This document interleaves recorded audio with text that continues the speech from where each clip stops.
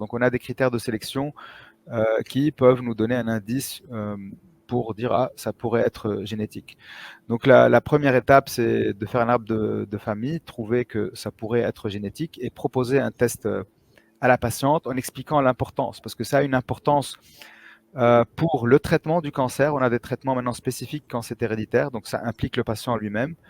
Euh, pour le suivi également, parce qu'il y a des risques de cancer futur, et donc c'est pas seulement le cancer traité, donc il y a des stratégies de prévention, donc il faut expliquer ça.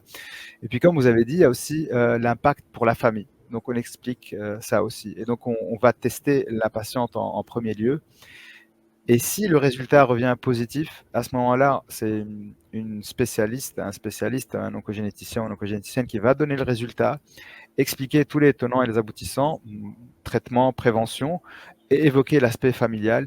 Et à ce moment-là, c'est le patient qui doit informer les autres membres de la famille et donc ceux qui pourraient être impliqués à ce moment-là sont convoqués s'ils veulent, en fait, pour être testés.